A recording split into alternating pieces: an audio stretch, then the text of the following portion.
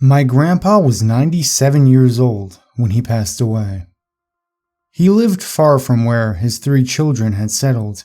Grandma died when I was a small child, and he ended up remarrying another woman a few years later who demanded that he move out west so that she could be nearer to her sons. She was a piece of work, was Grandma Hester. We all pondered how Grandpa could stand her. It turns out that perhaps he could not. We're not precisely sure when he developed dementia, but it was probably years before we noticed it.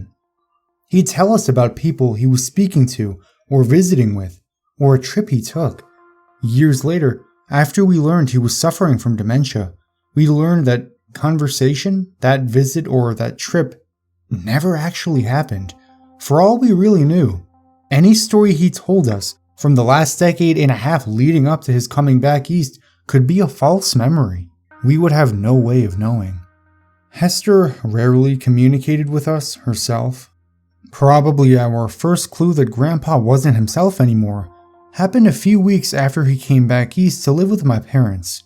Most of the family had settled in one area. My wife and I lived in the south end of our city, as did one set of cousins, but my father and his 2 sisters all lived in the north, within driving distance of each other. A few of my aunt's children had moved out of town, and my brother had as well, but there was still enough of us around that Grandpa could visit with. We would often have gatherings at my parents' house where Grandpa would either hold court with some story or he would go to sleep. One afternoon, my daughter, Brianna, who was in her late teens at the time, came in from playing with my cousin's kids and sat down at the table where Grandpa had been napping. He suddenly woke and smiled at her.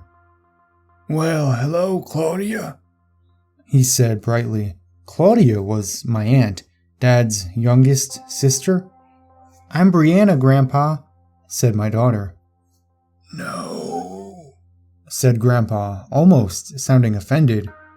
"You're my daughter, Claudia." Later that same month, he told my aunts and uncles the story of how he came out east after living with Hester got to be too much.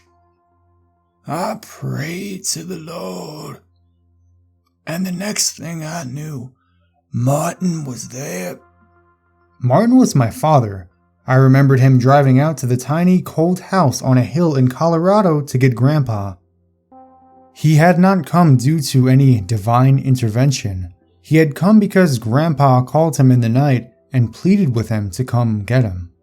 We all loved Grandpa, but caring for him was not easy. For one thing, Grandpa had gotten it into his head that he was a young, single man with many years ahead of him, and the only thing missing was a young woman at his side. If he spoke for any length of time with a younger woman, he became convinced that she was in love with him, and that perhaps she should be his new bride. Hester was even still alive at this point. He had forgotten her utterly. The woman he made advances on included my mother, 2 of my cousins, and my own wife. Thankfully, he couldn't do much more than talk, so it was just a matter of politely changing the subject whenever he would start with that. But it got worse when he decided he could do things like take walks on his own or try to drive my father's car. Dad and Mom didn't let him go on walks by himself, but that didn't mean he didn't sneak away sometimes when Dad was away and Mom was in the basement. He had to use a walker to get around and simply couldn't do stairs, but refused to admit this to anyone, including himself, leading to a lot of falls. He would also get confused as to where he was or where he lived. At times, during his walks, he would attempt to find the old family home that he raised my father and aunts in, despite it having been long gone since before I was born. Dad picked him up from the police station where he had been taken after some patrol officer saw him wandering around, clearly lost. The time he tried to drive Dad's car was after that. He decided that the reason he got lost is because he had to walk. He managed to get the e-brake off and rolled right down the fairly steep incline outside my parents' house, crashing into a fence. The damage was minimal, but after that incident, my parents realized he needed to be in a full-time care facility. He got worse. after that. My father visited him 3 times a week. I have no idea how often my aunts went, or even if they did. I tended to only go when there was a family gathering, and increasingly, I began to realize that he had no clue who I was. He'd smile and greet me as though I was someone he had just met. He'd tell me about his children, describing them as little kids, and even going as far as to invent a friend who was looking after them while he was in his home with all these old people. Grandpa was 93 at the time. He was much older than many of the others who lived there, but somehow they were the old people while he was not. But when I say he got worse, I mean he changed. The false memories, the refusal to acknowledge that he was elderly, the attempts to chat up ladies, and inability to remember that his children were grown, that he had grandchildren and great-grandchildren, had been a part of who he was for years, ever since his early 80s, but he had never been violent before. That changed one night when Dad was called to come to the facility, quickly. Grandpa had wandered into the wrong room and had come out screaming, raising his walker up in the air and slamming it into the ground, taking a few swings at people who tried to calm him down. He began accusing the staff of stealing his things. He was bellowing as loud as he could. "Give them back! Give them back!" I wasn't there for it, and I still have a hard time picturing it.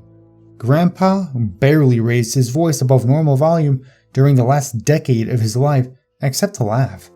When Dad got there, they had gotten him into his room, and he was somewhat appeased. Somewhat. He had a can of Ensure in a tube sock and almost hit my father in the head with it when he came in. He apologized. Dad was one of the few people he always recognized, and said he had been waiting for the thief to come back. "A man who'd steal from me just as soon kill me," he explained. The Ensure in a sock was his weapon to fend off the thief. He told Dad about the men who had come to give him all his things back. They put it all back, just like it was, he said. Didn't take him long. Later that night, he told Dad about how much it had scared Florence. He hated that she'd had to go through that. Florence was my grandmother, the one who died when I was 6. He finished by saying that Florence had gone somewhere, and when he went looking for her, "They told me she was dead. One day, they're gonna come looking for me, and they're gonna find me dead." That was a jolt to my father. Grandpa had never, at any point before that, acknowledged his mortality, his advanced age, or the fact that he had probably no more than a handful of years left at best. Aging and death was something that happened to other people, but here he was, accepting that death was near. That wasn't the last night he mentioned the thief. He even gave the thief a name, Charlie Rosen. It was strange that he would invent a whole person, name included. He didn't even name the friend who was looking after his kids. In fact, that person ceased to exist. Charlie Rosen had stolen his kids, had killed Florence, had come to his home in Colorado and routinely taunted him, beat him, and even declared that Hester had been sleeping with him. He remembered her now, and was certain that she and Charlie were ganging up on him to make his life a living hell. In the last 6 months of his life, he would become increasingly agitated. Dad could not have a single visit wherein Grandpa would not mention Charlie, and then the violence started up again. In one visit, Grandpa accused Dad of being Charlie and attacked him. After that, Dad's visits dropped to once a week, and he didn't stay long. Once, I went with him. It was the last time I saw my grandfather alive, and I will never forget it.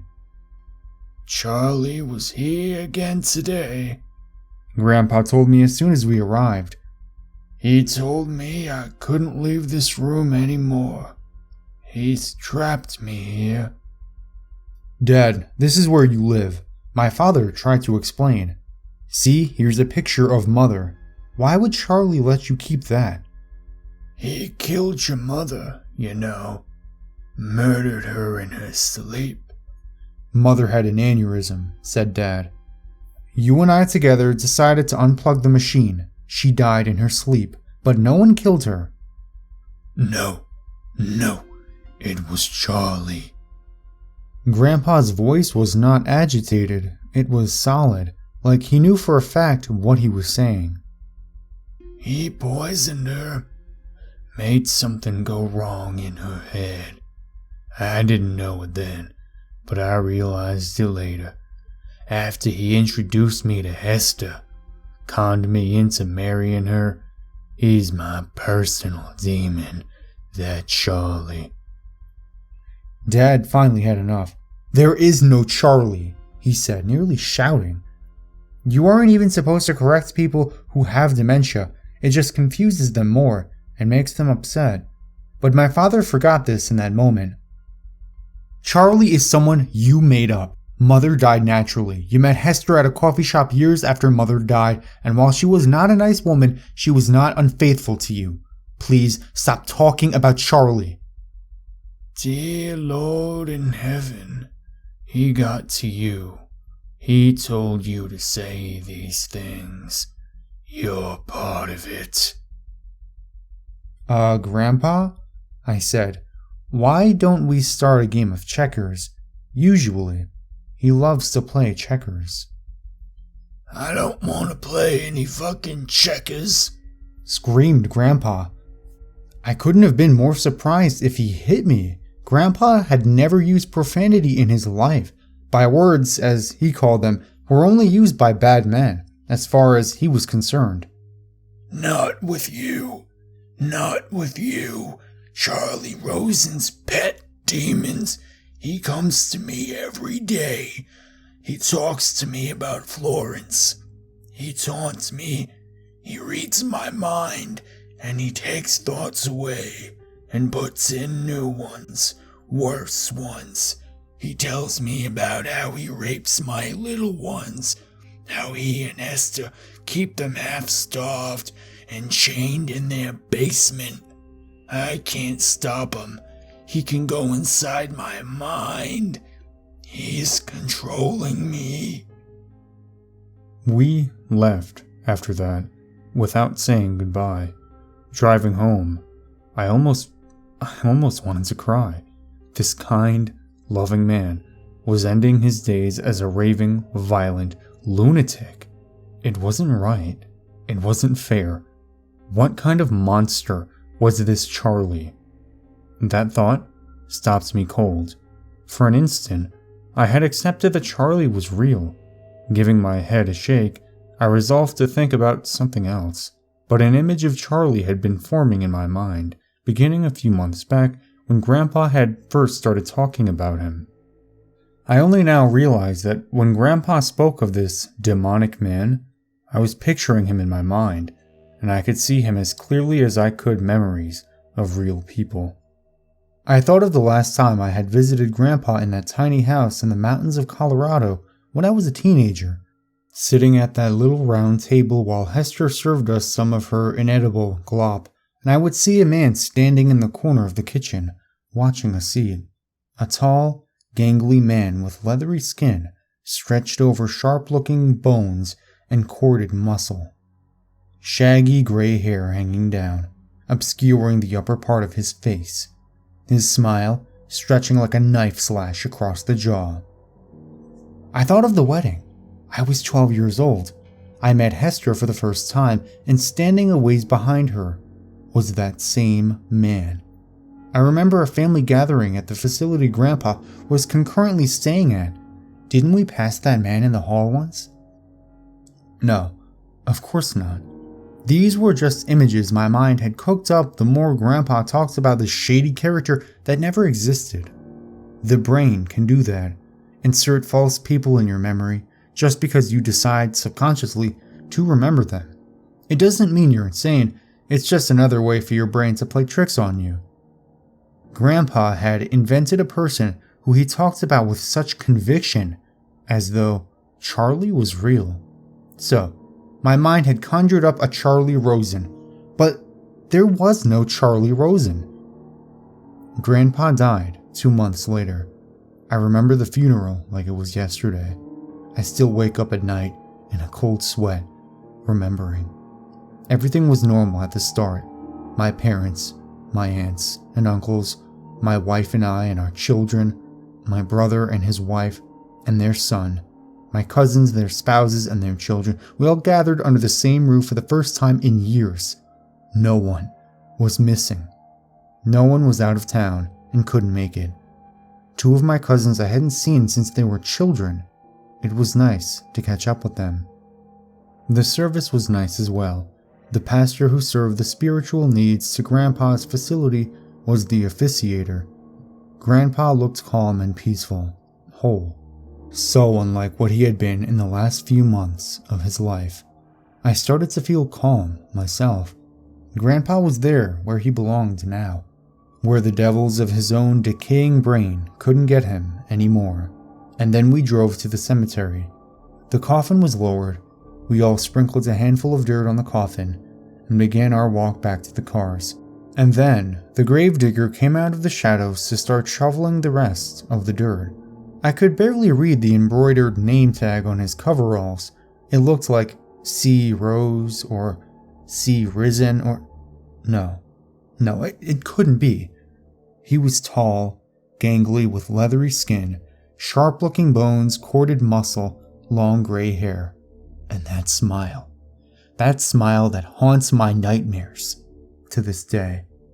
I watched as this phantom dumped shovelful after shovelful of dirt on my grandfather's coffin. He was laughing, softly, under his breath, but I have never heard such cruel laughter. Today, I felt like I had to write all this down to make sure I remember it all before things get worse.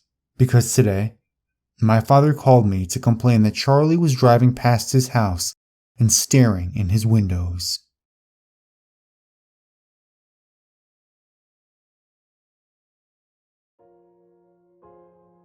My life has been average at most. I lived in a family of 2 girls and 1 boy. There was my older sister, Jenny, me, and my younger brother, Alex. We had a typical childhood, I guess. Jenny was popular with her blonde hair, blue eyes, and skinny frame. Alex, early on, showed a penchant for sports and became a star athlete of the family. But myself, just like the rest of my life, was very average. I wasn't overly smart. I wasn't ugly, but I didn't stand out. I had a small group of friends. I was average. But I idolized my older sister. Jenny was everything I would never be. She had friends upon friends upon friends. She had a string of boyfriends starting from the time she was 11. There was always some boy, some drama. She grew tired of it, but I loved it. Jenny loved me too. We were really close as children. Mom and Dad loved me, sure, but they didn't notice me like they did Jenny and Alex, because there was nothing special about me, not really. But Jenny didn't see it that way. See, she paid attention to me. She gave me makeovers and taught me about makeup. She used to take me shopping, even with her popular friends, and show me the best clothes to wear for my body shape. She would tell me all about her amazing, glittering life, and she would listen if and when I found some small contribution to make to our conversations. She was my role model, but sometimes life isn't average. Sometimes it isn't typical. When Jenny was 16 and I was 13, she was found in her room, a bottle of pills spilled out next to her. I don't think they even bothered with much of an investigation. It was clear what she'd done, although no one really knew why. Life can be funny that way. Sometimes it's the ones who seem happy who are struggling the most. It was a very difficult time for my family, but life went on. As I grew older, I grew to love my average life. My parents paid a little more attention to me with Jenny gone.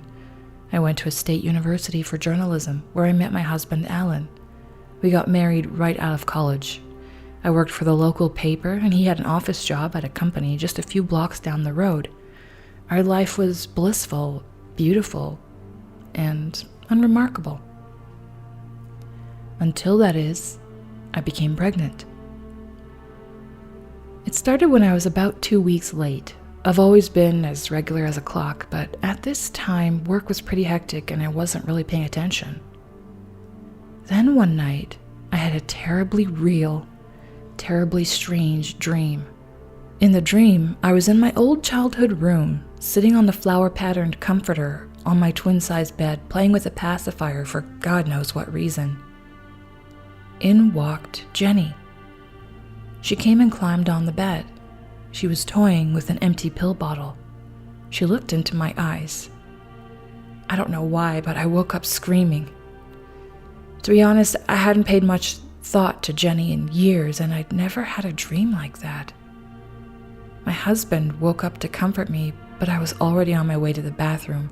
I vomited into the toilet for about 20 minutes, thinking of parenthood, pill bottles, and Jenny. I took a pregnancy test that day. It came out positive. My husband and I were overjoyed. We celebrated with a nice dinner. We called our parents, who were both incredibly excited. We talked about baby names, nursery, and all the things you associate with babies. We got to bed late, exhausted but happy, cuddling together like newlyweds, dreaming of little cherubs dancing in our arms. I woke up to see my sister standing next to the bed. If the night before had been frightening, you can't imagine how this felt. Here she was, Jenny, the real, not so alive Jenny. She stared down at me. I reached out. I almost felt as though I could touch her, but she turned and walked out of the room. From that day on, Jenny was always there. She was standing next to the bed when I woke up in the morning. She followed me to work. She watched as I picked out baby clothes, occasionally fingering one or two items that she particularly liked. She was always there. Sure, I thought about telling my husband, but what would I say? That his average wife was about to disturb his average life with her newfound ability to see the dead? Unlikely. Rather, I considered it a strange and extraordinary experience in my otherwise unremarkable life. Besides, I enjoyed it, in a way. Here was my long-lost sister, my ages ago best friend, the one person who I looked up to, the person I wanted to be when I grew up. She was back again. It was comforting to have her there as my stomach grew fat and round, and I began to waddle back and forth, trying to control my deranged hormones. Sometimes she would put her hand on my stomach to feel the baby.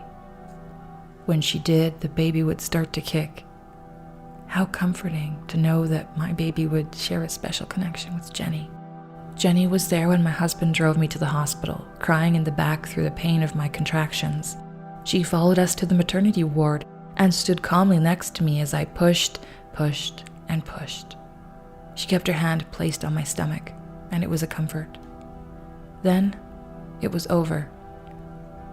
They placed a baby into my arms, a girl, a wonderful, plump little baby girl whose cries were the most beautiful thing in the world. Alan and I played with her tiny, curling fingers. When I looked to the bedside, Jenny was gone. Now, don't misunderstand. I've always missed my sister. She was very important to me, and I miss her still, but I was somewhat relieved to see her gone. I missed her, but she could never be a part of my life again. Now I could return to my happy, typical life. My happy life with my happy baby and happy husband. I was happy for a few weeks before I noticed it. I was playing with little baby Ellen when she looked up at me, and I noticed them, her startling blue eyes. The eyes that neither her father nor I possessed. She looked at me with an eerie calmness. When I looked into her eyes, I saw Jenny. And so, tomorrow morning, I will fall to the floor in an outburst of tears and screams. Alan will frantically dial emergency services as I clutch at the body of my child. When the EMTs arrive, they will pry the cold, lifeless body from my embrace, and I will collapse into Alan's arms. I will be sad. I will miss her just as I miss Jenny. But Jenny can never be a part of my life again, no matter how much she wants to be. After all, it took me years to be rid of her the first time.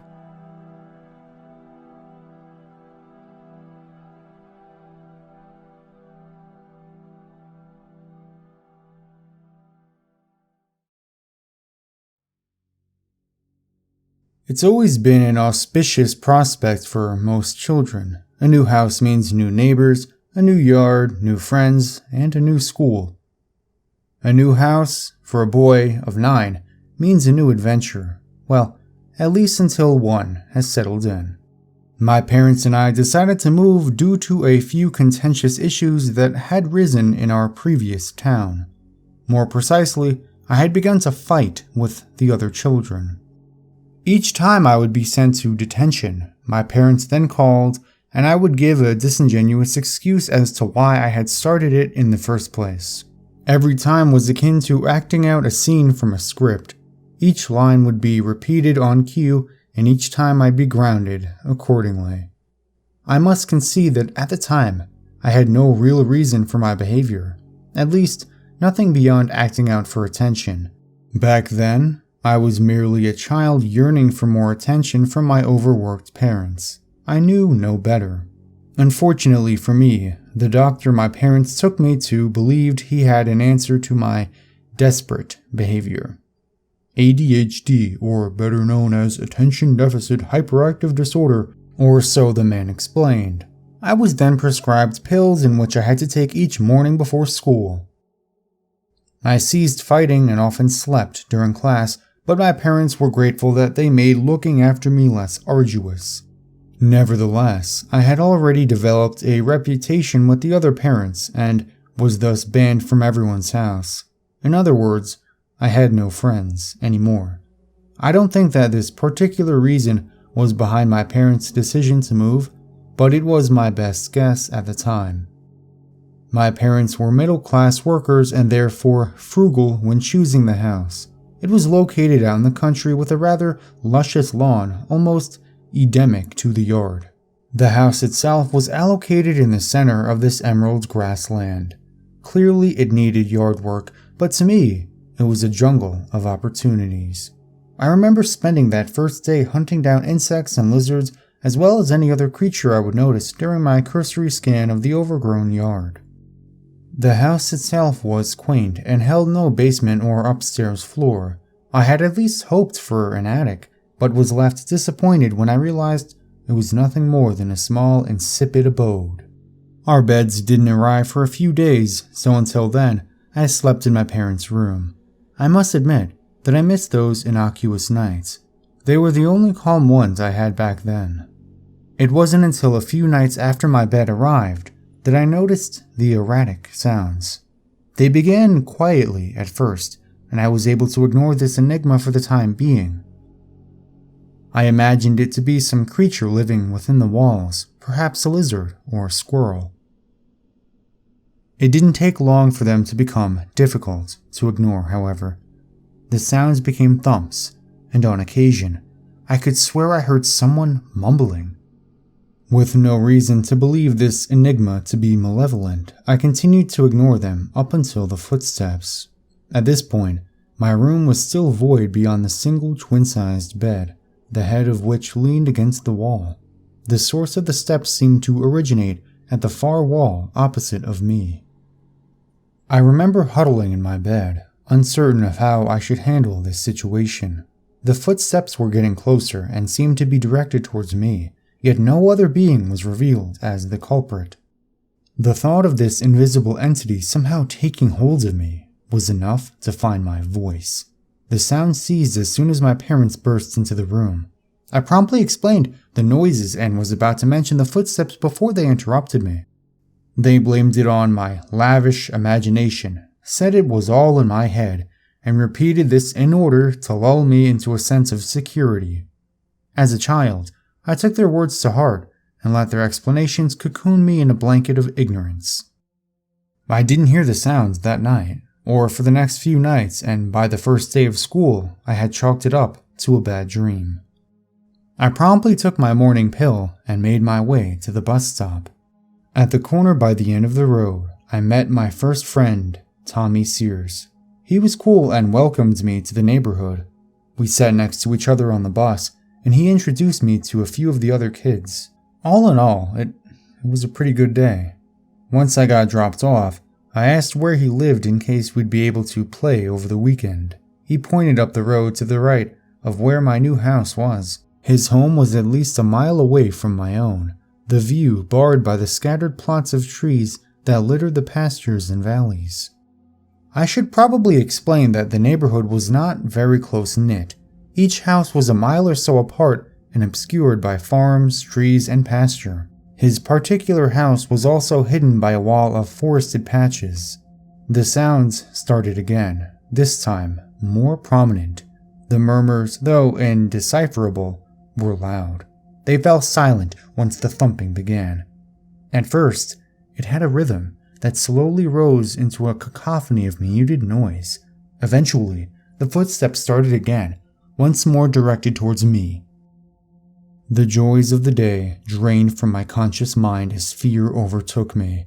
I tried to remember what my parents convinced me of, that this was all simply part of my vivid imagination. However, that didn't work for long when a blood-curdling scream pierced the darkness. I, in turn, screamed in unison, once more calling to my parents. Silence fell. It was as though my parents' presence was enough to scare whatever it was away. I was explicit this time, recounting every sound I heard since the first night. However, my insufferable parents refused to listen. Once more, they tried to cool lies of ignorance. Once more, they ignored my pleas. Our conversation turned tumultuous. Eventually, they threatened to ground me and left me alone in the darkness of my room. It was at that moment I had an epiphany. My parents couldn't help me.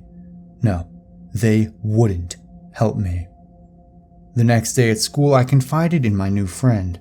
I didn't originally plan to go into strict detail and began with a vague description of the sounds, ending my explanation with, "But it could just be a squirrel or something living in the walls.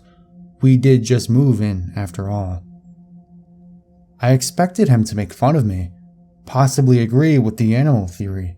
Instead, he looked serious. "That's exactly what the last kid was talking about," Tom mumbled. "Who?" I asked, excited to elicit a possible explanation, yet fearful of what he might say. Tom faced me with what looked like fear in his eyes. "I heard about a boy who used to live at that house years ago. He disappeared and his parents ended up moving away with his sister. Up until then, though, everyone said he complained about footsteps in his room." "Only in his room?" "According to my sister, his room was the one on the opposite side of the house from the living room. She said she'd been there before when the county was renovating it." My blood ran cold. He was talking about my room. I was afraid, but continued to question him for the rest of the lunch hour. By the time I arrived home, I had come to a revelation. A family of 4 had lived in the house before us. Their son used to have the same room as mine and complained about footsteps every night before he disappeared. Before that, people in town speculated that the house was haunted by the first owners who had been brutally murdered in that room one night. Naturally, I asked my parents, but they merely shrugged it off and refused to look into the matter. It was really frustrating, yet it was kind of understandable. They've never even been bothered to watch television, let alone look into local rumors. A few nights after that, the sounds started up again. They seemed much more aggressive this time. I was frightened, but as I lay there in my bed, prepared for the footsteps I had come to expect, I resolved myself to not include my parents. Just as expected, the footsteps started. As they reached my bed once more, I braced myself for some unknown force. Instead, I heard another scream. This one was just as blood-curdling as the last time, yet higher pitched and guttural. I covered my ears to block it out, but it did not help. Then, suddenly, it stopped, as though it were cut short. I listened intently for any further sounds, but none came for the rest of the night. After that experience, I came to learn that this thing could not cause harm. Rather, it was just there to frighten me. After a month, I became immune to the sounds. I got a fan to drown out the quieter ones and would no longer bolt up in my bed at the screams. As expected, my parents never heard any of it. After a month, Tom and I had developed a bond. He and I would explore the fields, trade scary stories, and make theories about what the ghost wanted from me. He seemed intrigued by the supernatural and showed me what he called the ghost truck at the edge of a nearby pasture. According to him, it would drive away of its own accord on random nights and reappear with blood on its seats. None of this was proven, though we did talk about someday camping out in the pasture to spy on it to see if it did move. We never did. Months went by. The sounds and the footsteps gradually began to decrease in frequency. Originally, I'd hear them 3 to 5 times a week, but now they only occurred at random intervals. Not that I was complaining. Nonetheless, I never let Tom spend the night. I only ever went to his place. My parents never questioned this. After a year, the sounds stopped altogether, and my parents had finally saved up enough money so that they could opt to buy a new house. Needless to say, I was relieved. We ended up moving to the other end of town. I'd have to ascertain a ride from Tom's parents in order to visit him outside of school from now on, but that was fine by me. Years have passed, and I have all but forgotten about the room. Tom and I still get in touch. We're currently both attending the same high school, and every now and then, drift back onto the subject of the supernatural. I plan on getting my own apartment once I'm old enough and have taken an interest in cars, television, and girls. You may be wondering why I've bothered to tell you any of this. Well, there is a reason. About a month ago, the house was being prepped for another renovation. We had moved out for years, and my parents still never bothered to watch the news. I did. What I learned was disturbing. Our old house has been closed to the public and it's currently under investigation. It would seem that while the renovators were attempting to remove a supposedly dead animal from under the house, they had stumbled upon a cellar that had been blocked off by a board disguised as part of the outer wall. This cellar was small, but deep enough for a standing room. Inside, they found butcher knives, axes, hooks, gags, and a mass quantity of blood. Upon further investigation, I discovered that around that time I was living in that house, there had been a large number of missing children from the nearby counties.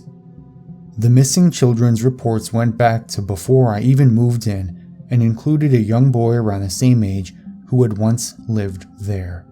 Naturally, I wanted to look into this and ask Tom what he learned. Aside from the fact that the ghost truck has been missing ever since the sounds in that room ceased, I learned something even more frightening. The small cellar had been located just under my room.